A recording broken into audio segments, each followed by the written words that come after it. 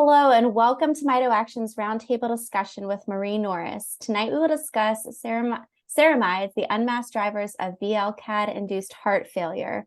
We are honored to have Marie here to discuss her latest work and truly appreciate the patient and clinician community who have joined us this evening for this educational roundtable. My name is Stephanie Harry. I'm an LCHAD parent and one of the patient support coordinators at MitoAction and will be your host for this evening. Today's discussion will be recorded and available on MitoAction's website in the coming days, as well as on our podcasts on Apple Podcasts, Google Play, and Spotify.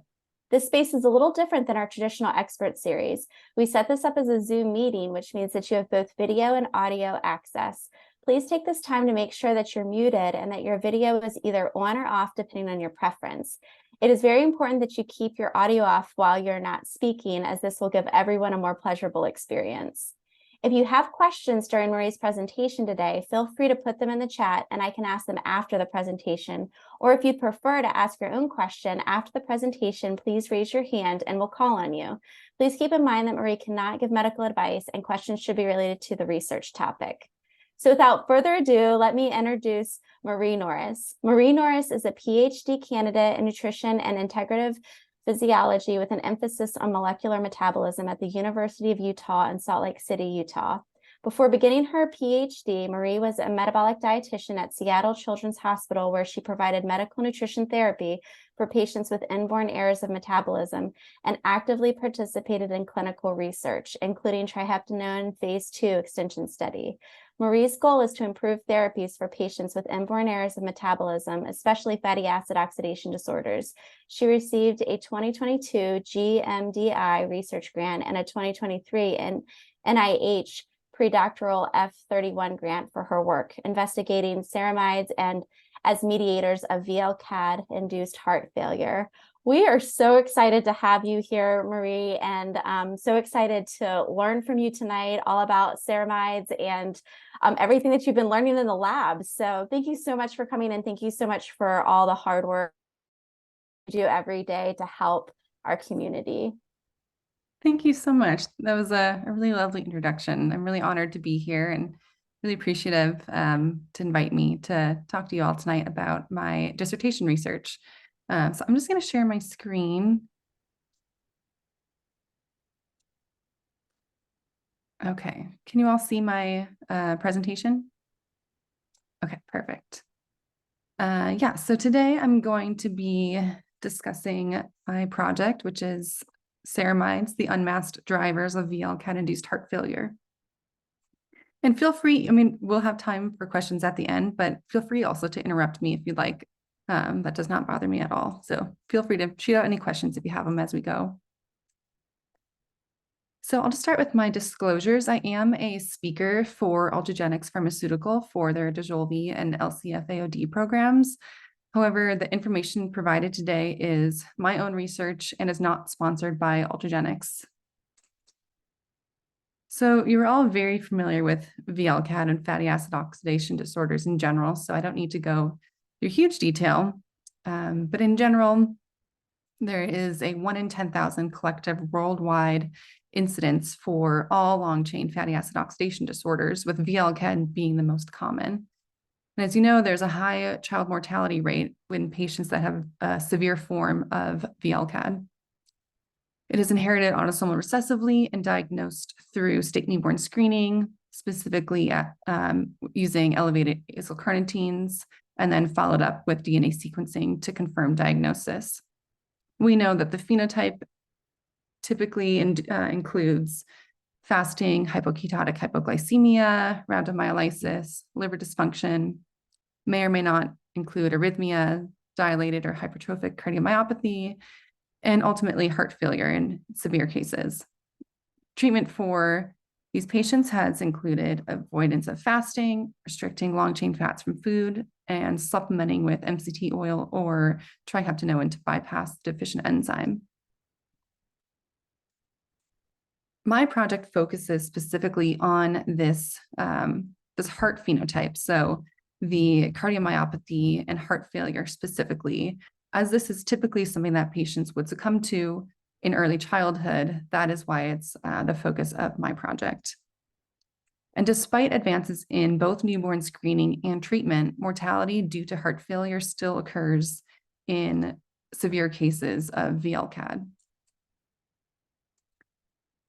So this is a very simplified mitochondria for today's presentation. Also, I like making fun pictures. In healthy fatty acid oxidation, we know that fatty acids enter the mitochondria through the carnitine shuttle and are oxidized 2 carbons at a time to form acyl-CoA, which enters the TCA cycle in a reducing equivalence from beta oxidation, and the TCA cycle enter the electron transport chain, which ultimately drive the production of ATP. Now, in impaired fatty acid oxidation, so the situation of a fatty acid oxidation disorder, I'm sorry, my thing's in the way there. Okay. In the case of a fatty acid oxidation disorder, such as VLCAD, fatty acids are unable to be oxidized efficiently, leading to ATP deficiency. So they're unable to either enter the mitochondria, or they're unable to effectively proceed through beta oxidation. In the case of VLCAD, beta oxidation is unable to occur effectively, leading to decreased ATP production. So traditionally, this has been thought to be the single driver of heart failure in FAODs. And if that were the case, then new medications such as medications that replenish ATP would prevent heart failure 100% of the time.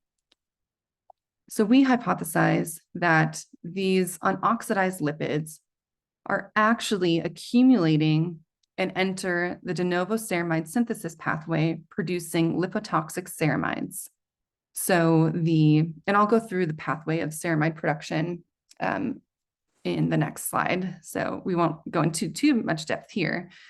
But the concept that we're hypothesizing is that if the lipids here are unable to be oxidized in the case of VLCAD or other fatty acid oxidation disorders, these lipids are actually shuttled to the endoplasmic reticulum where ceramide production occurs.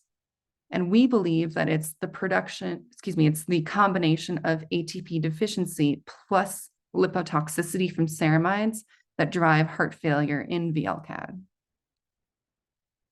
So let's talk a little bit more about ceramides, as I'm sure this is a new molecule for you all. The de novo ceramide synthesis pathway begins in the endoplasmic reticulum with the condensation of palmitoyl-CoA and an amino acid serine to produce 3-ketosphingolene with the help of this enzyme called serine palmitoyl transferase, or SPT, as I'll refer to it the rest of the presentation. This is quickly reduced to sphingolene, and at this point, we have formed our sphingosine backbone, and to it, various acyl chains can be added to form a second acyl-linked chain, and this forms dihydroceramide. So the enzyme that does that are several different ones, but they're called ceramide synthases, and they differ in both where they're expressed in tissues and also the substrate specificity. So it produces dihydroceramides with variable acyl-linked chains, depending if it's a CER6 enzyme, it would add a C14 length acyl chain. If it was a CERS1 enzyme, it would add an acyl chain with 18 carbons. And I'll show a picture of a ceramide molecule in just a couple, so you can get a picture. I'm a very visual learner, so I like pictures. So once we have dihydroceramide, the ultimate step in forming ceramides is to add a double bond, and that occurs with dihydroceramide desaturase, or DEGS1, which is what I'll refer to it the rest of the presentation. So the only thing that DEGS1 does is it adds a double bond onto the original sphingosine backbone of the ceramide in order to form a ceramide. And in our lab, we believe that it's the addition of this double bond, and that's it, just this double bond, that changes the molecule's biological activity into a lipotoxic signaling molecule. We believe this has to deal with hydrogen bonding and how this is able to form, excuse me, compact lipid rafts, which will help it signal what it needs to do. So ceramides, and this is actually what a ceramide looks like. So this is the sphingosine backbone. And you can see this is the single double bond added. Over here, you can see this is the nitrogen here is from the serine, that amino acid. And then the second chain will vary depending on which SIRS enzyme has added a variable acyl length chain. So this next chain could be anywhere from 14 carbons long all the way to 26 carbons long. And that is what a ceramide looks like. So once they're formed, they can be shuttled from the endoplasmic reticulum to the Golgi apparatus with a specific transporter. And here it can form complex sphingolipids, such as sphingomyelin, glucosoceramide, or ceramide 1-phosphate, by the addition of various head groups to the sphingoid backbone. So in response to acute lipid overload, ceramides do a lot of different things. They essentially work to try to minimize lipid accumulation and put it in places where it doesn't usually go, to try to manage that overload of lipid. So when there's a lot of lipids hanging around, ceramides will increase the uptake and storage of fatty acids. They will inhibit glucose uptake, and they will decrease mitochondrial efficiency. If ceramides continue to accumulate, so there's even more of them, they actually will increase fibrosis and apoptosis, which is organized cell death. They essentially want to make that happen before the cell completely bursts all on its own and releases all these lipids all over the place, which is not helpful for a cell. So the more that this happens, as you're increasing ceramides and you're decreasing mitochondrial efficiency, or you're storing fatty acids, you're increasing fibrosis and apoptosis, this increases heart failure risk, among many other things. But my project is focusing on heart failure risk, so we're going to talk about that. And what's interesting is that we know that in non-fatty acid oxidation disorder patients, chronically elevated ceramides contribute to heart failure in both humans and rodents, and that when you decrease ceramides, this improves cardiac function. Now, this is not an exhaustive list, but I'm going to provide a few examples to show that ceramides drive heart failure. So the first example, we're going to come back to this first enzyme, serine palmitoyltransferase, or SPT. And studies have shown that both humans and rodents with failing hearts show increased de novo ceramide synthesis enzymes, such as SPT. Now, when scientists have overexpressed or increased the production of SPT, this leads to an increase in ceramides, fibrosis, apoptosis, and decreases respiration in human cardiomyocytes. SIRS5 is one of those SIRS enzymes that adds a C16 length acyl chain, and it is highly expressed in the heart and produces these very deleterious C16 ceramides. Now, when scientists knock down or delete SIRS5, that enzyme, in isolated cardiomyocytes from a mouse, this prevents lipotoxic cardiomyocyte hypertrophy.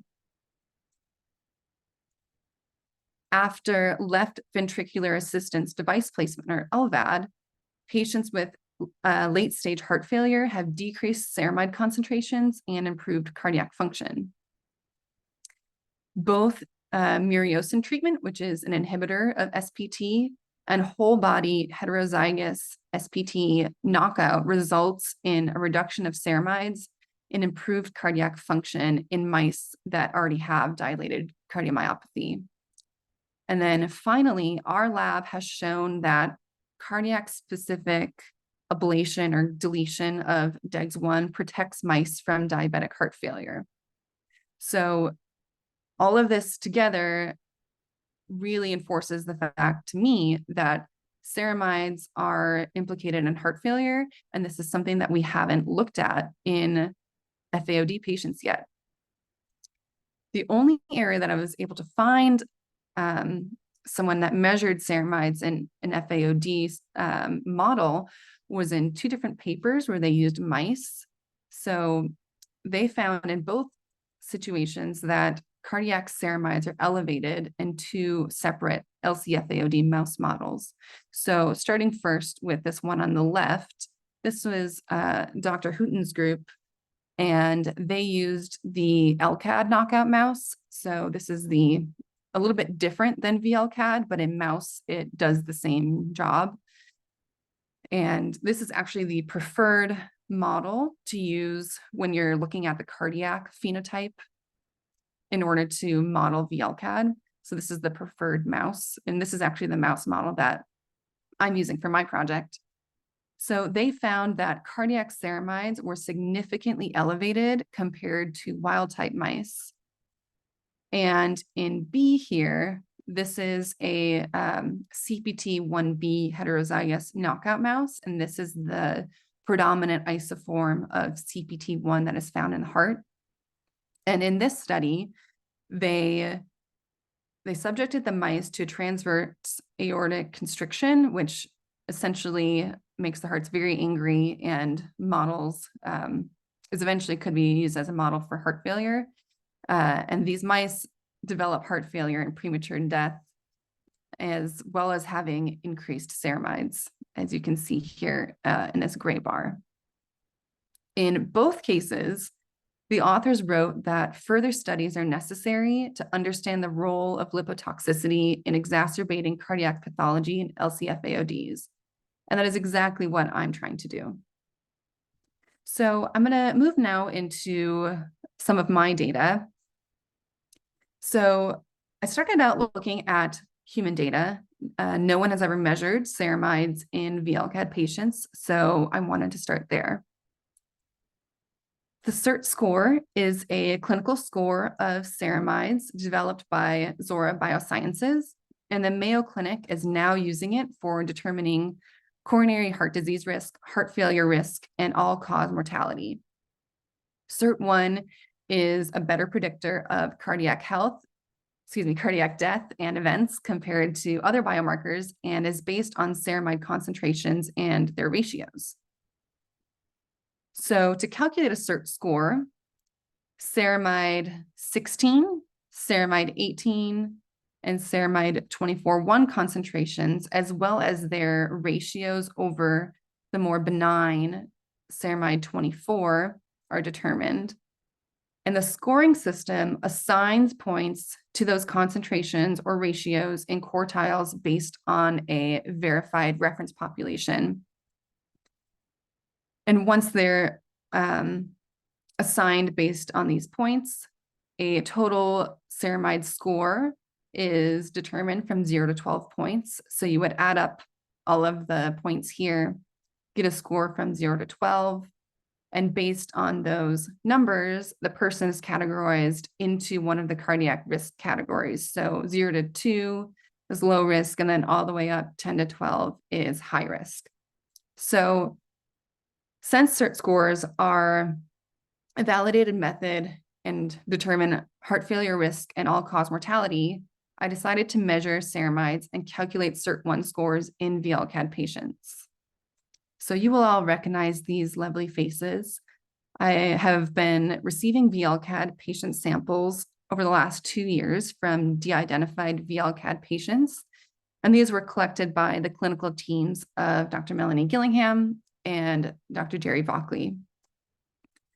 So I've been collecting these patient samples over a few years, and once I had enough for my first batch, I purchased age-matched healthy donor plasma to compare to, and I did my own lipidomics here at the University of Utah, as well as sending the same samples to Mayo Clinic for their CERT scores, and so I could compare. The Mayo Clinic CERT scores are based on an adult reference population. So I wanted to validate that CERT scores can be used and will essentially create the same score for pediatric patient population, which many of my patients in this sample were.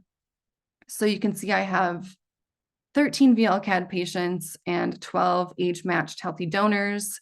There was no statistically significant difference in sex, age, BMI, or race. And so these were all pretty well matched samples, which is always really helpful when you're doing research. So I'll first orient you to the panel on the left.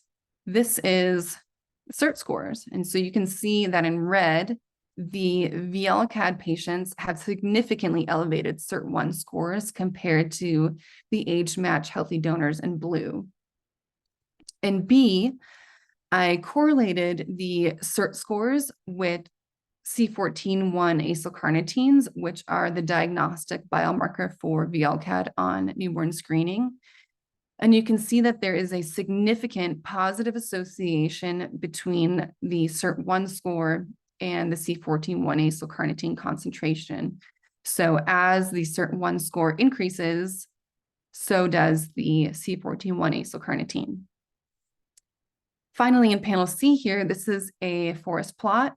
A value greater than 1 is significant, and a value less than 1 is not, or excuse me, 1 or less is not significant.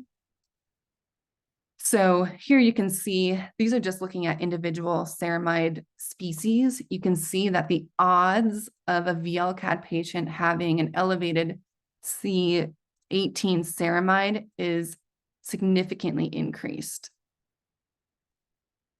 And this is especially interesting because, so I do have echocardiogram data for these patients. And at that point in time, all of these patients have normal heart function. So this is interesting because, as we know in patients with FAODs, that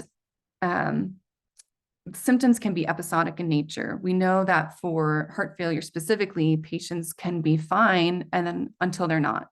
So I'm wondering if by chance these patients all have normal heart function now, but do these increased ceramides predict an increased risk of having an episodic heart failure?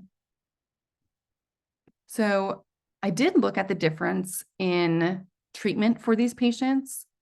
So in black, I have the healthy, or excuse me, blue, I have the healthy donors. In orange, these are the VLCAD patients that have MCT oil, and in green are the VLCAD patients that are on triheptanoin. Now, there is no statistically significant difference. So statistically, there is no difference in CERT1 scores, whether or not the patient is treated with MCT oil or triheptanoin. But visually, it does look like there could be an increased CERT score for patients on triheptanoin. However, we don't know. It could be that these patients have a more severe phenotype. So we really can't make any conclusions at this point. They do have similar C14-1 acyl-carnitines. And again, you can see here that the patients that are on triheptanoin have higher CERT scores, but it is not statistically significant. And I will add, I meant to mention this earlier, none of this data is published yet, and it is pretty preliminary. So I just want to advise a little caution that none of this is causal at this point, that this is preliminary and it is not yet published. So just putting that out there. And I did look at the differences between the CERT1 scores that I generated myself, as well as the CERT1 scores that the Mayo Clinic generated, and they match very well. So on the x-axis, these are the CERT1 scores that I calculated based on the lipidomics that I did myself. And on the y-axis are the CERT1 scores that the Mayo Clinic generated. And there is a statistically significant positive association between the two, showing that they are very similar. So we believe that this is validated and that the CERT1 score works for pediatric patients as well.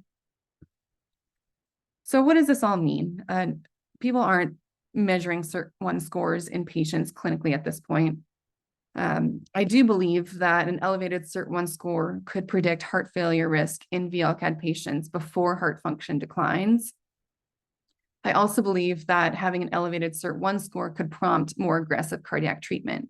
So maybe in the future, this is a ceramide synthesis inhibitor on top of triheptanoin, or maybe this means an earlier follow-up with cardiology rather than what is the current plan. So for this portion of my project, I have some upcoming studies. I am working on increasing the sample size, and I'm also planning on measuring ceramides and generating CERT scores and all other FAODs.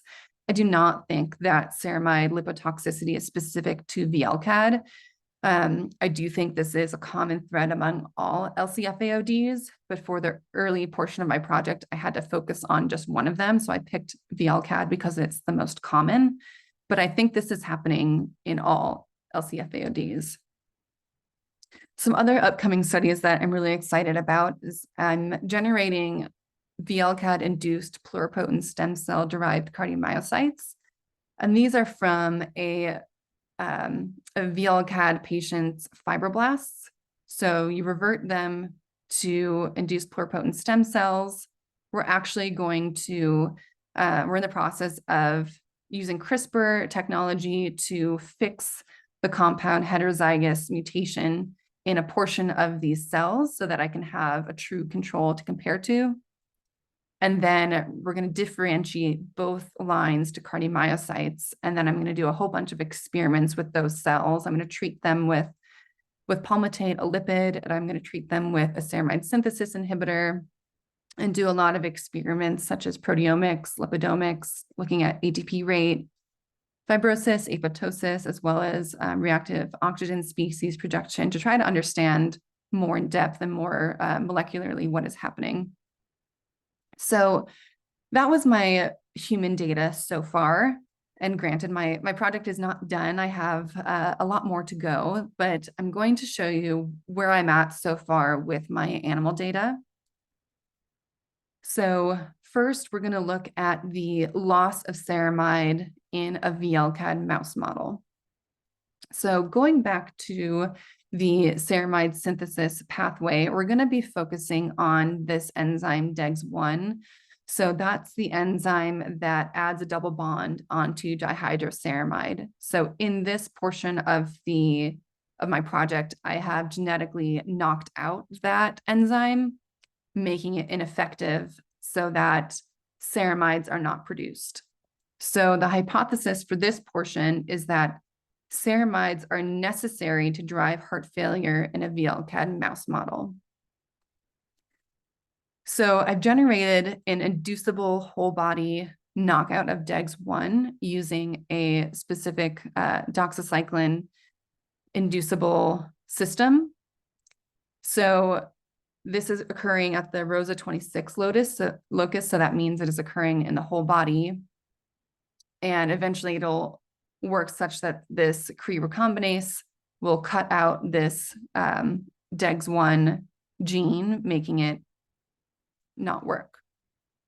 So this is occurring in the ACAD-L knockout mouse, also known as the LCAD knockout mouse. The LCAD is the enzyme and the ACAD-L is the gene. And studies have shown that this mouse is a good model to study the cardiac changes that mimic VLCAD. So that is why I'm using that mouse model. So what I'm doing with these mice is that I am, at 5 weeks old, I am starting them on a high-fat diet that also has doxycycline in it. And that doxycycline is necessary in order to turn on this genetic machinery that will cut out the DEGS1 gene. I perform fasting echocardiograms at 10 weeks old, and then I sacrifice them at 11 weeks old. The high-fat diet and the fasting echocardiogram are used to make the cardiac phenotype of these mice more severe. And then after doing that, I'm doing other terminal measures that I'm not going to get into yet today. So I'm just going to orient you to this echocardiogram snapshot. The peaks that you see here are in systole, and the valleys that you see are in diastole. So that is the filling of the heart, whereas the peaks, systole, are the contracting of the heart. And so up on the top here, this is the rib cage. So further up here, this is the anterior portion. Whereas down here, this is where the spine would be. This is the posterior. And then the head of the mouse would be up here. So just to orient you a little bit through that. Here, I'll show the rest. Okay. So the left ventricular interior internal diameter during diastole is this line here. The same thing during systole is this line here. So we're measuring the diameter as the ventricle fills and then contracts. And we're also measuring the thickness of the walls. So right here is the measurement of the left ventricular posterior wall during systole, so contraction, as well as measuring that thickness during diastole. And then same thing on the anterior wall, so during systole and diastole. And then this is just a long axis view trying to look at a snapshot of the actual heart. You can see the same measurements here. This is the posterior wall, the anterior wall, and the internal diameter of the left ventricle. So this is a wild type mouse, so just a normal mouse. That'll be in blue. In light blue will be the wild type mouse that has the DEGS1 also knocked out. In red will be the VLCADD mouse model, just normal, and pink will be the VLCADD mouse model with DEGS1 knocked out. So you can see, I'm mostly going to focus here on in red, you can see that during diastole, so as the heart is trying to fill, the diameter of the ventricle is much smaller. So it's not able to fill very much. And during systole, when it contracts, it actually, the walls of the internal walls of the diameter touch, and you don't want that to happen. You can also see that the thickness of the walls in the posterior and anterior, sorry, that's not a great image, but the walls are actually much thicker. And then when we look at the VLCADD mouse model that has DEGS1 knocked out, you can see that the diameter of the ventricle increases during both diastole and systole. And this is quantified in these bar graphs here, as well as a few other measures. So starting here on the left, looking at cardiac output, you can see that in red again, the VLCADD mice have decreased cardiac output. They're really not able to pump out a whole lot of blood at a time. And this is partially rescued with DEGS1 knockout. You can see internal diameter during diastole is very small, and this is partially rescued with DEGS1 knockout. The left ventricular and diastolic volume, so that is the volume left in the left ventricle, it is also, there's just not much of it in there because it can't pump out enough. Assume that's during diastole. So when it fills, it's just not able to fill enough. And same thing with left ventricular and systolic volume. It's not able to pump out enough. And this is also partially rescued with DEGS1 knockout. This is the left ventricular posterior wall during systole. And as we've shown in the images, it's very thick. And this is it's very hypertrophied, and it's less hypertrophied when you knock out DEGS1. And same thing with the anterior wall. It is very thick in the VLCADD mouse model, and it improves when you knock out DEGS1. Now, these are the males. I see a very similar thing with the females. But before I move on to that, I'll show you another measure that we look at for hypertrophy. And this is heart weight to body weight, as well as heart weight to tibia length. And you can see that in both situations, the VLCAD mice have significant cardiac hypertrophy, which is partially rescued by the ACADL mice with the DEGS1 knockout. So I see a very similar pattern in the female mice, but just for the sake of time, I'm not going to go through it. So we have time for questions at the end, but I see a very similar pattern of really small diameter of the ventricle, the interior diameter, as well as thickening of the anterior and posterior walls, which leads to decreased cardiac output. So that is looking at the cardiac function of these mice. So I also did some mitochondrial phenotyping. So I found that these mice, the ACADL DEGS1 knockout mice, have improved mitochondrial respiration. So I first looked at electron microscopy, and that's what these images are here. And you can see that there's actually no difference. These mitochondria look pretty healthy. There's normal organization of mitochondria with normal cristae. So on the left here are the wild type mice, and on the right are the VLCAD mice, both males and females. And they actually do look pretty similar. So the organization of this mitochondria, you can see the nice, this is actually better, the nice cristae, the lines here. It's very similar in the VLCAD mice, both in the males and in the females. Something that you can appreciate here are these increased lipid droplets in the VLCAD mice compared to the wild type mice in both males and females. That was the only difference that I saw. I also looked at relative expression of mitochondrial DNA to nuclear DNA. And this is a measure of mitochondrial abundance. So we did not see a difference in mitochondrial abundance or the abundance of specific OXPHOS proteins in the heart tissue. So these are the different complexes. This is a Western blot looking at protein abundance of the various complexes in the electron transport chain. So on the left here are the wild type mice, and on the right are the ACADL VLCAD mice. And you can see that there's no difference. There's no difference in abundance of these electron transport chain proteins. So there's nothing going on there.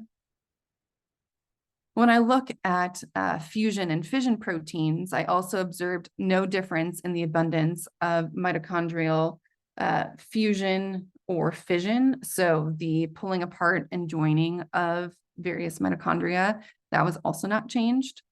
So given this baseline data, I came to the preliminary conclusion that there's the mitochondria of the VLCAD mice appear healthy, but how are they respiring? So given this data, I moved on to Ouroboros O2Ks, and this, you can actually measure oxygen consumption as a surrogate for ATP production. And I'll just orient you to this picture or this figure here. On the left, I give the cell the isolated mitochondria palmitate. And then what I'm most focused on is, oh, sorry, I apologize. My pointer was on the wrong screen. I apologize about that. I then look at the production, the oxygen consumption rate in response to adding ADP into the wells. And you can see this is what we're mostly looking at or mostly concerned about, is that the mice, the isolated mitochondria from the mice with VLCAD have decreased oxygen consumption rate, which we would expect. So they're not producing enough ATP essentially in response to being given palmitate. And this is partially rescued when you knock out DEGS1. In this part on the right, instead of palmitate, I give them alpha-ketoglutarate. And this is a substrate that is in the TCA cycle. So I wanted to see if I give the cells everything that they were supposed to have, are they able to respire appropriately? And I'm still gathering data for this. I don't have quite enough yet. But interestingly here, it does not look like the ACAD-L mice have decreased respiration, which I definitely thought they would. So I need to do some more here to try to figure out what is going on with the mitochondria. So I'll switch gears and talk about the gain of ceramide model that I have in cardiomyocytes of wild-type mice. So back to the ceramide synthesis pathway again. In this situation, I'm overexpressing serine palmitoyltransferase, or SPT, in the hearts of wild-type mice. And the hypothesis here is that ceramides are sufficient to drive heart failure in a wild-type mouse, and this recapitulates the VLCAD phenotype. So in this case, I have a wild-type mouse, and I'm using a cardiac-specific promoter and Cree that will work to overexpress the fusion SPT complex. And then this is occurring, this genetic machinery will turn on in response to injection of tamoxifen. And so this will make an inducible cardiac-specific fusion SPT overexpressing mouse. So I'm doing a very similar thing here. I'm giving them tamoxifen, I'm doing echocardiograms, and then I'm sacrificing the mice. So one thing that I saw, which was very interesting, is that 3 days after giving the mice tamoxifen, they die.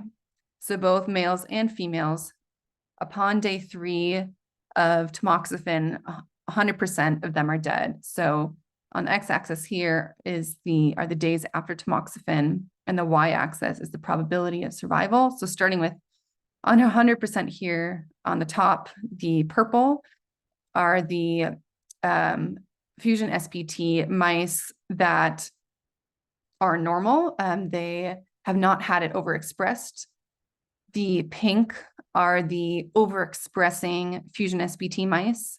And then in green, which you can't see here, they're actually the same line as this, the normal mice. The green are actually the Cree specific. So this mer-Cree-mer specific line. Apparently this specific type of Cree, which is responsible for targeting the heart of the mouse, it can actually have its own effects. So it's just a control that I'm using. We're really going to be focusing on the 2 purple colors here. So another interesting finding is that after 3 days of tamoxifen, and that's a really short amount of time, the mice experience cardiac hypertrophy. So you'll see here in purple are the normal mice, and the lighter pink or light purple here are the mice overexpressing fusion SPT. And you can see that heart weight to body weight, as well as heart weight to tibia length in males and females, is significantly increased. I have some pictures here just to show the difference. These are pictures of hearts from mice. And you can see in the males that the actual size of the heart was significantly greater compared to others of similar sized mice. Whereas here, this is a 12.5 gram mouse. This is a very small mouse. Its heart is the same size of mice that are much larger. So this is very drastic. Usually you don't see something this drastic in 3 days. So we were very excited to see this. When I'm doing echocardiograms on these mice, I don't have a whole ton yet. This is very much preliminary and still in progress. So far, I can't make any conclusions with the mice that are overexpressing fusion SPT. I only have 1 of them, but it is reassuring to note here that there's no cardiac toxicity from this Cree that I'm using, and that's really good to know. So, so far, that's all I can conclude from this portion, and I have a lot more to go here. One thing I am going to do is I'm going to do electrocardiograms in these mice to investigate if the sudden cardiac death on day 3 of tamoxifen is due to arrhythmias. So that is definitely something I'm going to be doing in the near future. So these are males. I see a very similar picture with the females. I just don't have enough data yet, but I do see here that the creed that I'm using is not causing toxicity. So that's good. We want to make sure that that's not a confounding variable. So far that's all I have for the overexpressing cardiac, the fusion SBT overexpressing line.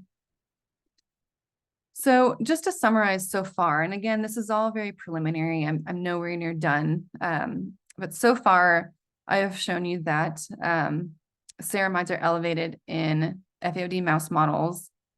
VLCAD patients have elevated CERT1 scores. ACADL-DEGS1 knockout mice have improved heart function and decreased cardiac hypertrophy. They also have improved mitochondrial respiration. Overexpressing fusion SBT in a wild type mouse develops sudden cardiac death after 3 days of tamoxifen, as well as cardiac hypertrophy. And fortunately, so far, this Cree that I'm using to signal specifically to overexpress fusion SBT in the heart is not causing any cardiotoxicity. So that's good news so far.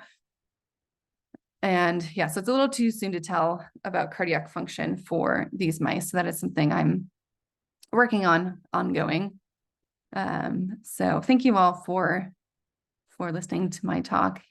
Here's listed the lab that I'm in. So the Summers Holland investigational team, my collaborators, as well as my dissertation committee. And yeah, and great. I would not be able to do this project without the help of the GMDI research grant, as well as the pre-doctoral F31 from the NIH. So with that, I would love to take any questions. Yeah, and thank you all. Thanks so much, Marie. And as I said earlier, you can feel free. We've gotten a lot of questions in the chat, so it's great. A good combo of patients and clinicians asking. So I'll go ahead and start with those. But if you have questions, feel free to put them in the chat, or you can raise your virtual hand and I can call on you. Or if I say your question incorrectly, you can raise your hand and I can call on you as well too. But let's like back up a little bit. And you were talking about how they sent you over de-identified data. And so that kind of led to the question, and I think you kind of answered in your presentation, but just so it's kind of clear, how do you typically measure ceramides? And how would a clinician go about measuring ceramides? Yeah, so to measure ceramides, you need to do lipidomics. So that involves extracting the lipids from the plasma and then running that purified sample on a mass spectrometer. And you would look for, we use internal standards, and you can look for, to try to match peaks on a chromatogram, and that will tell you what lipid is what. But you do need to have the instrumentation to do it. And so our lab, we do this all the time. We're definitely a lipidomics lab. And I do know, I mean, at Mayo Clinic, they're doing it themselves as well. So if you were, like clinically, when patient samples are sent to Mayo Clinic, they run their own lipidomics, they have their own mass spectrometer, and they're generating their own CERT scores. So this is something that would need to be done in a laboratory. So is it something that you could foresee in the future, you know, like a lab being drawn and being sent out for to kind of monitor patients, like as you continue on? Is that yeah, I mean, it's being used right now for patients with coronary heart disease. So it's already being used. It's just not being used for FAOD patients yet. And I definitely think it could be. I do know that since Dr. Longo is on my committee, he's become very excited about ceramides as well. So he's been having his patients get their ceramides measured from the Mayo Clinic. Oh, wow. Okay. Well, that's exciting. That's exciting to see that there's another level to be I mean, tested. so we don't have, you know, we couldn't say, all right, based on this ceramide score, we should do X, Y, and Z. That is something that I would hope that we can develop in the future. Yeah. One patient asked if there's a ceramide synthesis inhibitor drug that currently exists. Not quite. So my PI in my lab has developed a ceramide synthesis inhibitor, and he's actually created his own pharma company. And the plan is to start clinical trials with it the next couple of years. The last step he's used this drug in various models. My mouse models are next. So we're going to actually use the ceramide synthesis inhibitor on the FAOD mice. And then after that, I think it'd be ready for a clinical trial, which would be really exciting. Yeah, yeah. Did your data show a correlation between age and ceramide level? I did not show a correlation. There was no statistical difference between the groups. I did graph it, and there's no significant correlation with age. No.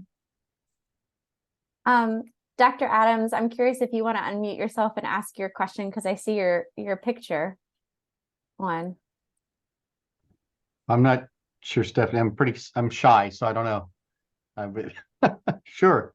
It's in the chat too, Marie. So very, very nice talk, by the way. Very elegant studies with the stem cells. So I'm so happy to see that. We talked about that a million times and never did it in our group. So I can't wait. I'm so excited. It's yeah, wonderful. It's been a year. I've been waiting for them for a year. What wonderful. Good luck. Takes a long time. Thank you. Yeah, so we've published a lot. We're kind of the parallel universe to Dr. Summers. We think about long chain acyl-carnitines and medium chain acyl-carnitines, and actually in front of this group, I think, or others, we've talked about those in FAOD as a lipotoxin. So, however, one of the issues you face, of course, is that a lot of times folks are kind of perfectly okay. It's only when they go into rhabdo, end up in the ER, feel terrible.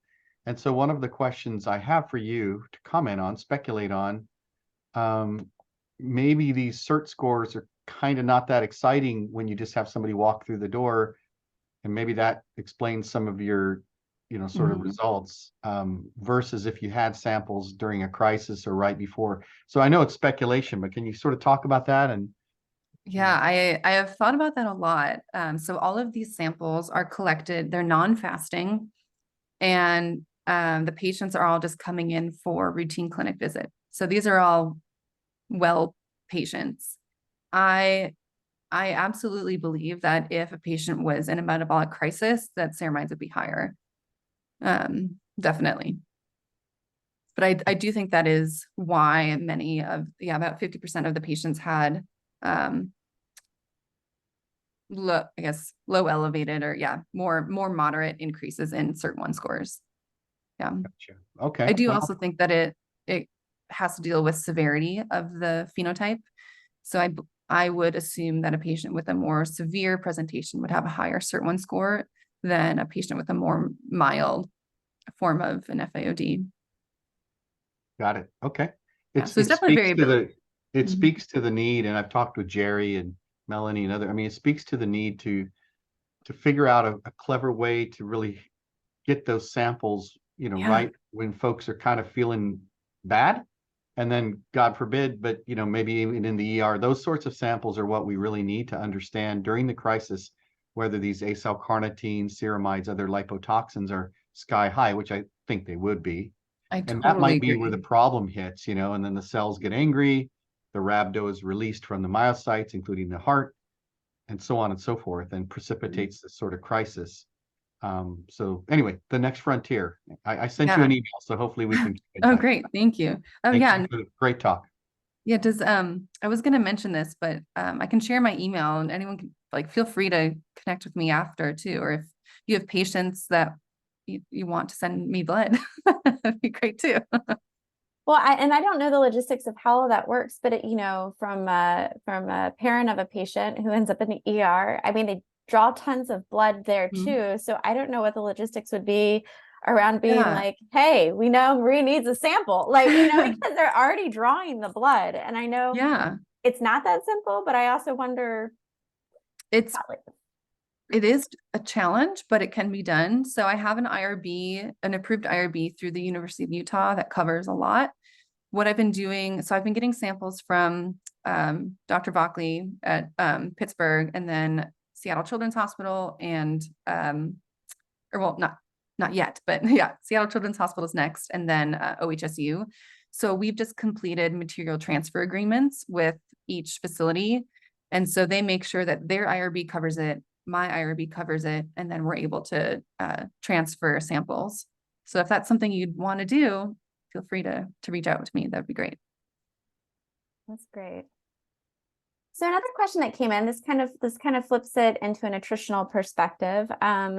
The patient is curious if there's foods that are higher levels of ceramides, and like, or is ceramide just like this byproduct, and how, if that has any kind of implications on patients, or what your thoughts are about that. Is it, they asked specifically, is it purely created during the metabolic process? You got it. So there haven't been a lot of dietary studies on ceramides, but what we know so far is that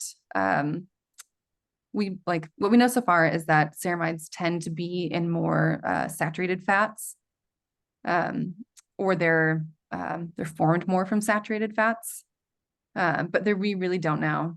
I mean, yeah, that is something that I think gets asked at every talk. But yeah, we really don't know what foods are higher in ceramides. We would just speculate that it's higher saturated fat foods would at least produce more ceramides.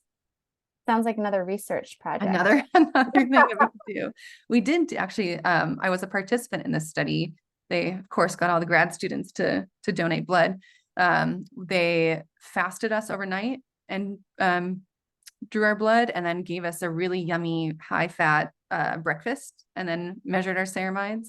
And all of our ceramides went up after consuming the big breakfast. So there's got to be some sort of relationship with dietary intake, but we haven't looked into the details yet. So another patient is curious just as what your thoughts on around adding like this test to the list. Like, is it something, and I guess you kind of answered this a little bit earlier, but do you think it's something like in the future that would be hard for a clinician to do, because it sounds like you need specialized tools in order to be able to blast out the lipids, and or is that something that typically like a LabCorp or the people that they are sending labs to, they kind of have that available to them anyways to do that? Yeah, as of right now, I believe it's just Mayo Clinic. I had heard that maybe Cleveland Clinic was measuring ceramides too, but in my understanding, it's just Mayo Clinic at this point. So it would need to be a send out lab. So I don't know that it would be something you'd monitor, just logistically, it might need to be more like a routine monitoring, but to Dr. Adams' point, it would be really helpful to have it in the acute setting. But yeah, I agree. The logistics around it make it tricky. And at this point, I'm it. Like, we don't have a whole lot of data yet showing what to do if you have an elevated Cert1 score, other than, freak out because you might have elevated heart failure risk.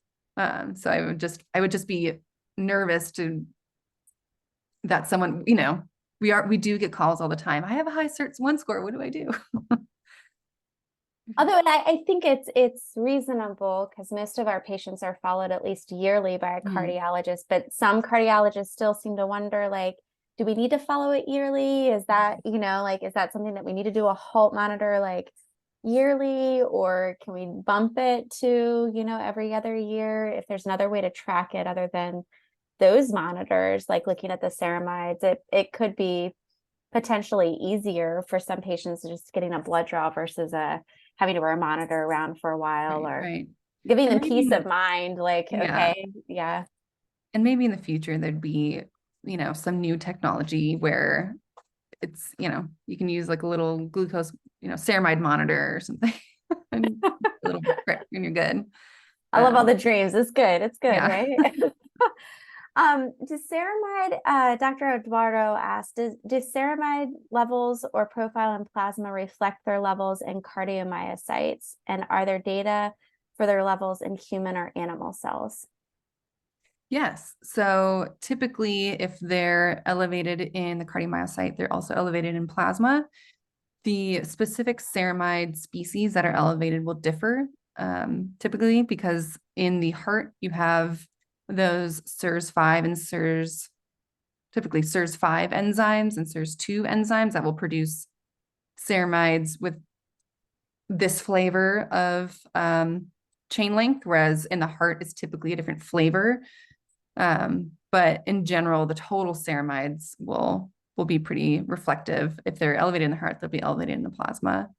But not necessarily the other way around. If it's a different situation, if it's elevated in the blood, it could be due to, it might not be a heart specific issue. It could be liver, it could be kidney. Because I mean, my product is focused on the heart, but ceramides can cause a whole bunch of other things too, like liver failure and kidney failure too. But I'm not focused on that.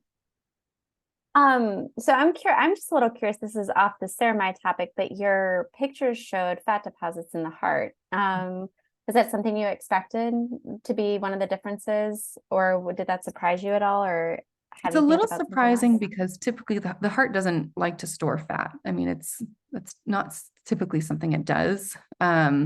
However, knowing that in this situation, we have an abundance of lipids that are unable to be broken down, they have to go somewhere. So I wasn't all that surprised to see lipid droplet accumulation in the heart in the VLCADD mice. Yeah. It's not good for the heart. It does not want that. Well, thank you so much. Thank you so much, Marie, for your time. And thank you so much for all your hard work that you're doing in the lab and all the questions that you're asking. I think this is amazing work, and it's going to move things forward. So I just want to thank everybody that came out tonight, and also remind you guys that if you popped on a little bit late, it's okay. This is recorded and it will be posted here in the coming weeks. So or if you want to just review, because sometimes for me, it's helpful to see things once via osmosis and then go back and see it a couple more times. So it really kind of sinks in.